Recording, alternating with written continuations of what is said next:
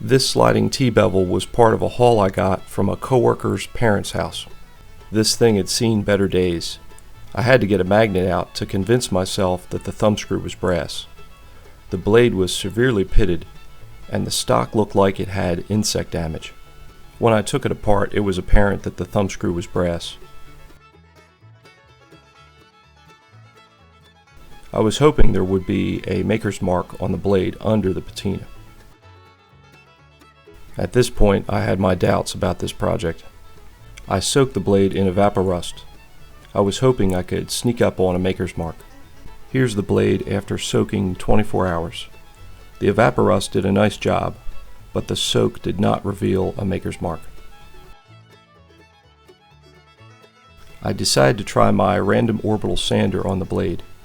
I started with 60 grit, then 120, and finally 220. I think the sander did a decent job.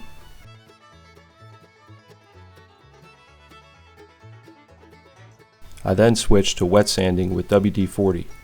I think I started at 400 and went down to 1000 grit. After that, I went over the blade with flits and a buffing wheel on my Dremel.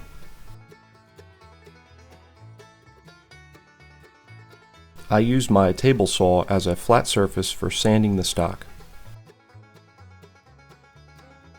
I decided to jam a stick in the blade slot for support while I sanded. Here's the stock sanded down to 320. The brass was looking good, but one section of the wood was discolored. Check out the holes. I suspect that this might be evidence of insect damage.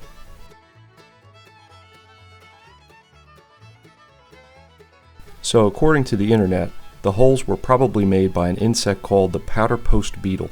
Adult beetles lay eggs in the hardwood. When the eggs hatch inside the wood, they bore their way out, leaving little holes. The little holes didn't bother me as much as the discoloration of the wood. I applied several coats of Danish oil with a Q-tip just on the damaged area, hoping it would darken some.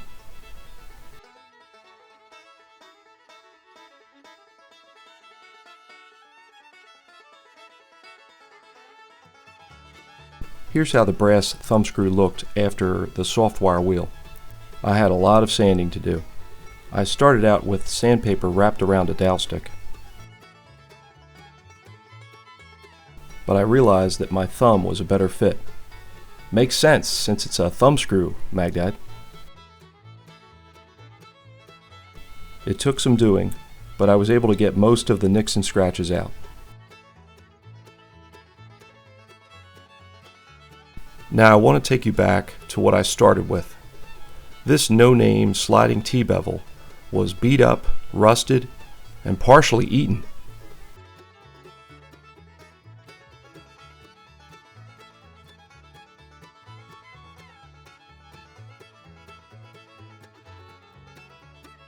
I'm really happy with how this project turned out. I used my flits to polish up the thumbscrew and the brass on the stock.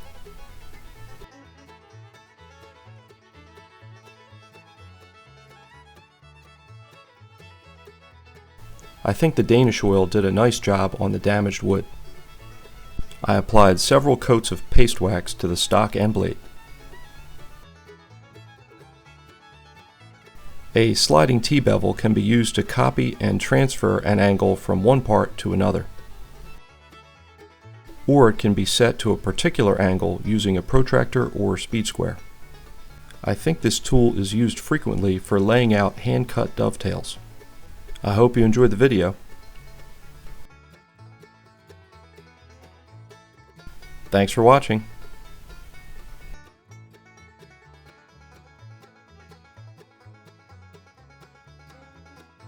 The internet said those bugs could hide inside the wood for years.